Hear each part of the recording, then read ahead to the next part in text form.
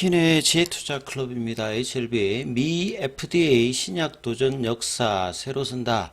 리보세라닙의 FDA 승인 카운트다운입니다. D- 지금 3일 정도 남아있죠. 오늘 주가는 금요일 대비해서 5% 상승한 75,600원에 마감이 되었습니다. 내용 한번 살펴보겠습니다. 이번 주도 이제 빅 이벤트를 앞두고 있기 때문에 HLB 관련된 기사가 이제 오전부터 계속 이제 오후까지 이어지고 있는데요. 자, 머니투데이에서 나왔던 이제 이 기사는 조금 이제 객관적인 어떤 형태의 내용들을 다른 어떤 매체보다는 조금 하고 있다 이렇게 좀 보여지는데 내용 좀 살펴보면 리보세라닙의 FDA 승인 카운트다운이다. 오늘 기준으로 칼렌더 데이로 D- 한 3일 정도가 남아 있습니다. 그래서 20일이니까 국내 시간으로는 뭐 21일 뭐 이렇게 오전까지 뭐 보실 수가 있는데요. 이번 이제 FDA 허가를 받게 되면 리보세라닙 같은 경우는 국내 제약 바이오 기업이 임상 개발을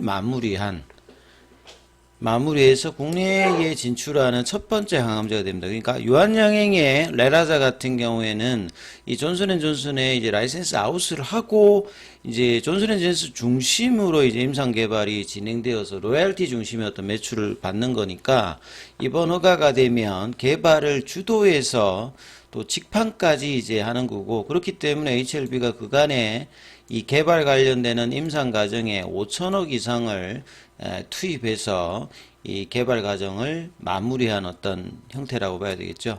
이전은 초반에 이제 어드벤처 연구소가 폴센 박사가 이제 암젠에서 나와서 어드벤처 연구소에서 개발을 해서 2004년도에 항서제약이 중국 판권을 2007년도에 이 엘레바 테라피틱스가 중국의 글로벌 판권을 도입한 어떤 개발 이력이 있고요. 그래서 FDA가 정치적 영향을 받지 않습니다.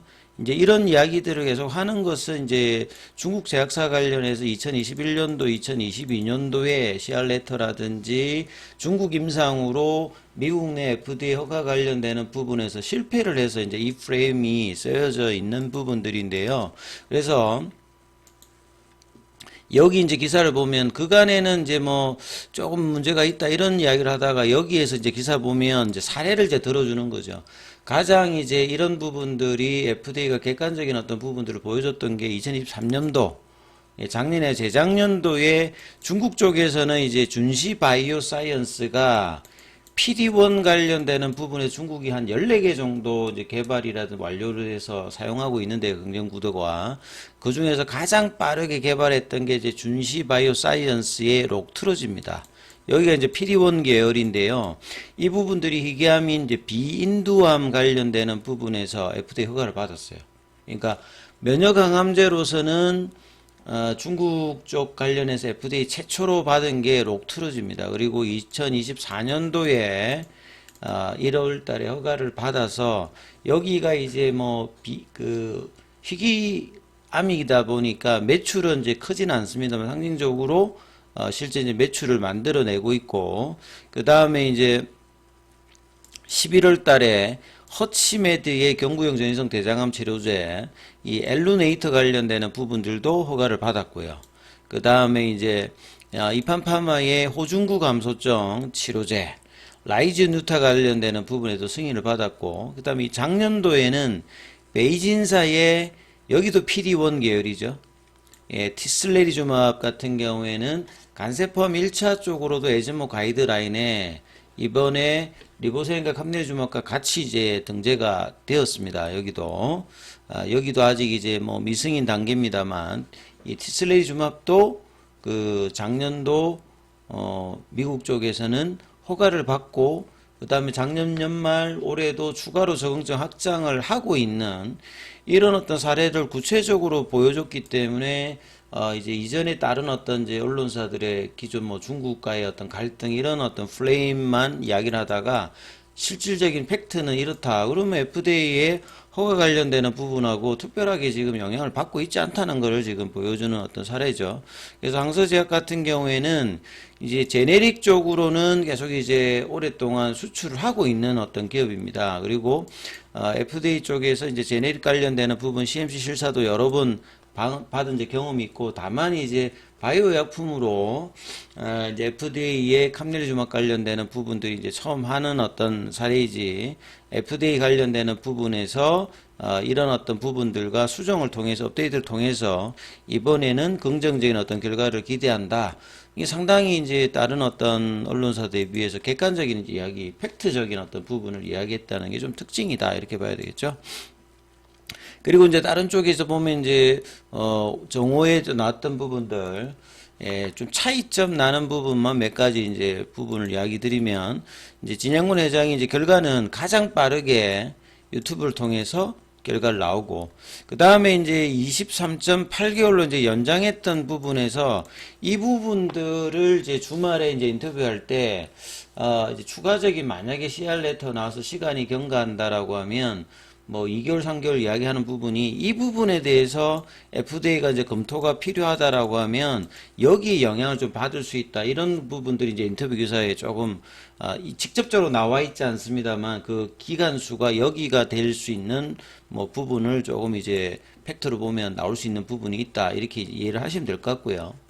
그 다음에 이제 실제로 이제 작년도와 마찬가지로 자신감이 있기 때문에 지금 엘레버 테라피틱스는 현지 영업사원을 채용 중에 있다. 이렇게 좀 보시면 되겠고요. 2027년도 이제 매출 목표와 영업이익은 베스트 인 클래스로 했을 때 뭐 이런 정도의 어떤 부분들을 이야기하고 있는 건데, 이거 뭐 허무맹랑한 이야기는 아닙니다, 실제로. 그리고 진양군 회장이 이제 이달 말에 이제 주총을 앞두고 주주서한에서 FDA와의 어떤 이제 이 리뷰 과정에서는 긴밀히 소통을 합니다. 그냥 뭐 결과를 막 기다리는 게 아니라 이렇게 의견들을 교환하면서 지금까지 왔기 때문에 이 반드시 끝끝내 좋은 결과로 보답할 거다. 그 다음에 이제 항암제 분야에서 글로벌 임상부터 FDA 허가까지 직접 수행한 이 첫 번째 국내 기업이라고 하는 타이틀을 남기겠다는 강한 자신감을 계속 보여주고 있습니다. 그리고 또 한 번에 이제 또 3시 넘어서 이제 아시아타임즈라고 하는 이제 기사를 보게 되면 국내 최초 라이센스 아웃이 아니라 유한양행하고 다르고 또 이제 직판까지도 이제 생각하면서 진행하는 부분이죠. 자, 그리고 이제 CRL의 가장 문제의 이 항서제약의 감리주맙 제조 공정 관련되는 부분. 그래서 이제 작년 9월 달에 리서브션 이후에 10월 달에 클래스 2가 되어서 최대 6개월 정도. 그래서 보통 이제 6개월 안에 끝나게 되면 이제 결과가 그 안에 나오는 거고, 좀 추가로 이제 기간이 연장된다라고 하면 뭐 그 이야기까지 이제 주말에 이제 인터뷰에 조금 이제 언급이 되었던 부분들이고요. 만약에 이제 승인이 되면 조금의 어떤 성장 모멘텀이 아니라 퀀텀 점프에 대한 성장 모멘텀, 이걸 이제 준비하기 위해서 여러 이제 M&A를 통해서 파이프라인을 확장을 했기 때문에 계열사의 어떤 주가 동반과 더불어서 전체적인 어떤 퀀텀 점프가 가능한 부분이고, 그래서 이런 부분들이 이제 주가에서 굉장히 중요하고요. 그리고 FDA 이제 신약 결정은 아무도 모르는 어떤 상황이니까 결과가 나올 때까지는 뭐 공식적인 부분 나오기 전까지 노이즈다. 그리고 이제 이런 부분들을 작년엔 IR했다면 올해는 진양곤 회장이 이제 계열사 관련되는 부분 지분 매입으로 이런 어떤 이제 책임 경영 관련되는 부분들을 이야기하고 있다, 이렇게 보시면 될 것 같고요. 그 다음에 항서제약 관련되는 부분 오늘 이제 개업이 되어서 좀 원봉 흐름, 약보합세 흐름 끝났고, 중국 현지에서는 이제 항서제약하고 이 베이진사 관련되는 부분 기사가 계속 나오고 있습니다. 이제 이런 부분들이 최근에 이제 베이진사가 항서제약의 어떤 시가총액을 좀 앞서고 있기 때문에, 근데 항서제약의 어떤 이 비즈니스 모델과 베이진사의 이제 비즈니스 모델이 좀 비슷한 부분들도 있고 좀 차이점이 있습니다. 베이진사 같은 경우에는 이제 수익성 관련되는 부분은 계속 이제 R&D 투자를 급격하게 하면서 매출도 보면 이제 베이진사 같은 FDA 허가 약물이 뭐 좀 2개 이상을 가지고 있죠. 티슬레리주맙과 이 브루킨사 관련되는 부분이 있고, 브루킨사 같은 경우에는 이제 글로벌 항암제 탑라인에도 중국 업체로서는 유일하게 상위권에 올라와 있습니다. 그리고 작년도에도 보면 거의 한 3조 이상의 매출을 내고 있는 어떤 부분들이거든요. 그래서 근데 그렇기 때문에 매출의 70% 이상이 제누티닙이라고 하는 게 이제 이게 브루킨사를 보시면 될 거거든요. 요 알약입니다. 닙이니까 경구용 치료제인데, 근데 상대적으로 이제 항서제약 같은 경우에는 다양한 R&D 파이프라인이 있죠. 전 세계 규모로 보면 8위 정도의 R&D 투자 비용이라든지 R&D 능력을 좀 가지고 있고, 베이지사 같은 경우에는 이 R&D 쪽에 이제 금액으로는 항소제약을 훨씬 능가하는 어떤 비용들을 계속 넣으면서 이제 개발을 하고 있는 상황인데, 항소제약은 이제 상대적으로 좀 안정적인 어떤 경로를 느리지만 좀 하고 있다. 그럼 장기적으로 보면 장기적인 어떤 개발에서는 항소제약의 어떤 개발 모멘텀이 이제 시장에서 인정받는 어떤 시기가 올 것이고, 그 어떤 단초가 결국은 리보소인과 캄리주맙의 이 병용 관련되는 부분이 될 가능성이 높다라고 지금 중국 현지에서도 뭐 기사가 나오고 있다, 이렇게 보시면 될 것 같고요. 그래서 이제 브루킨사 관련되는 부분을 비교를 좀 해보면 중국 약물입니다만 이 캄리주맙의 어떤 흐름이라든지, 그 다음에 이제 미국 시장에서 이제 매출이 어떻게 이제 될 수 있는지를 좀 볼 수 있는 부분인데, 이게 분기별이거든요. 2019년도에 이제 허가를 받았기 때문에 그 다음에 연도를 보시게 되면 출시 이후에 크게 이렇게 나타나진 않습니다. 의미 있는 부분들이. 그리고 이제 2021년도에도 보시게 되면 이제 직전보다는 좀 이제 증가되는 부분이고, 2022년도부터 이제 이전보다는, 그러니까 거의 한 2, 3년 차 정도가 지나야 이제 제대로 된 매출을 브루킨사가 블록버스트인데, 이 블록버스트가 되는 과정을 이제 볼 수가 있거든. 그러니까 2023년도에는 보면 전체적인 부분들이 이제 1조가 넘어가는 부분들을 볼 수 있고요. 작년도에는 거의 이제 한 3조대의 어떤 매출이, 그 분기당 이제 그 6,900만 6억 9천만 달러니까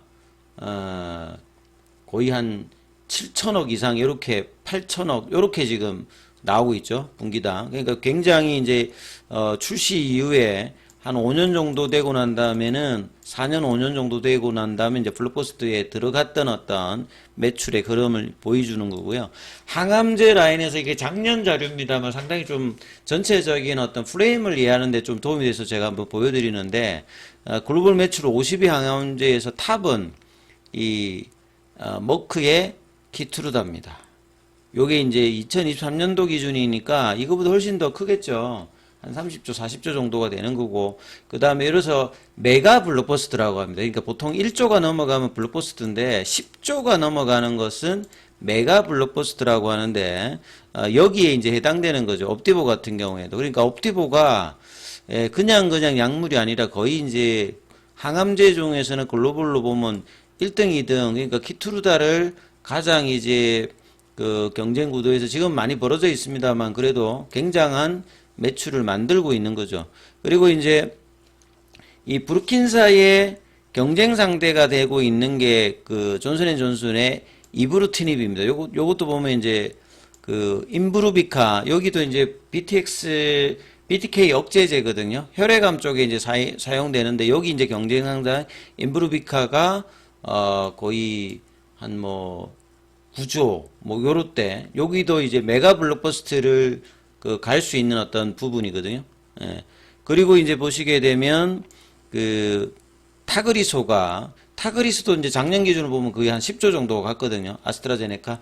여기를 타켓을 하고 있는 게 존슨앤존스와 그 요한양행의 렐라자하고 리블반트입니다. 그러니까 아주 큰 어떤 약물의 경쟁 상대니까 거기에 갈라서 이제 주식시장에 경쟁 약물도 이제 부상이 되는 거고, 그러니까 간세포암 관련되는 부분에서도 이제 경쟁 약물이 되는 게, 키투르다는 1차는 안 됐습니다. 2차 돼 있고, 옵티보는 지금 2차 돼 있다가 1차로 지금 유럽에서는 들어왔고 4월 달에 이제 허가가 있는 거고, 그 다음에 이제 기존의 로슈의 이제 티센트릭 관련되는 부분들도 10위권이죠.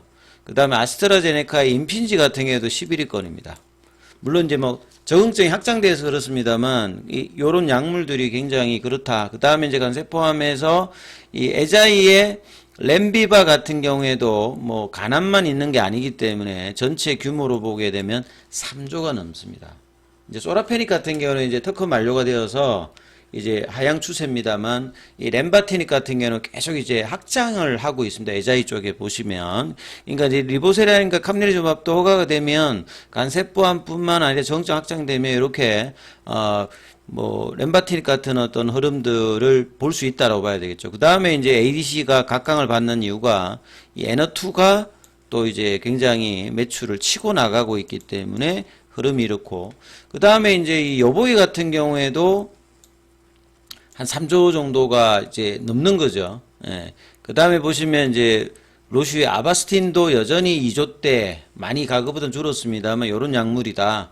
그 다음에 카티 쪽에서는 이제 이노베이션 관련되는 부분을 보시면 글로벌 50에서 카티가 킴리아가 아니라 예스카다라고 하는 게 길리어드의 예스카드가 카티에서는 가장 지금 매출액이 높다. 근데 아직 보시면 한 2조 정도가 안 되잖아요. 그러니까 카티 시장이 향후에 AD 시장이 이제 그 올라갔듯이 이노베이션의 어떤 관점을 보면 장기적으로 요 부분들이 이제 적응증이 확장되면 올라갈 것이다. 그리고 베이진사의 브루킨사가 이렇게 올라와 있잖아요. 그러니까 경쟁사 인브루비카는 탑에 들어가 있고, 그 다음에 이제 브루킨사도 뭐 이게 2023년도 기준이니까 작년도에 전세를 보면 한 3조 정도 되어 있잖아요. 그러니까 리보세렌과 캄네리주맙도 이제 회사의 매출 목표가 몇 년 뒤에 뭐 2조 이렇게 이야기하는 게 그 허황된 이야기가 아닌 거죠. 그러니까 혈액암은 이제 나름 희귀암 쪽이 있는데 희귀암 쪽에서도 탑 뭐 안에 들어가는 어떤 약물들 이렇게 만들듯이 리보세인과 캄네리주맙 조합 관련되는 부분에도 간세 포함해서 경쟁력을 갖추면 저런 식의 어떤 결과를 있기 때문에 회사도 이제 저런 어떤 목표를 가진다, 이렇게 이해하시면 될 것 같고요. 자, 차트론 관련되는 부분과 이 부분들은 다음 영상에서 이어서 설명을 좀 드리도록 하겠습니다. 그리고 장중에는 무료 텔레그램방이 진행되고 있습니다. 링크 아래 동영상 아래 링크 참조해 주시고요. 자, 뭐 문자 남기시면 안내해 드리고 있으니까 참조하시면 될 것 같습니다. 오늘 이 공매도 쪽 관련되는 부분들은, 공매도 거래 관련되는 부분들은 한 3,342주 정도 되었고, 공매도 순보유 잔고 같은 경우에는 지난주 목요일 기준으로 312만 주로 좀 더 늘어났다, 이렇게 보시면 될 것 같습니다.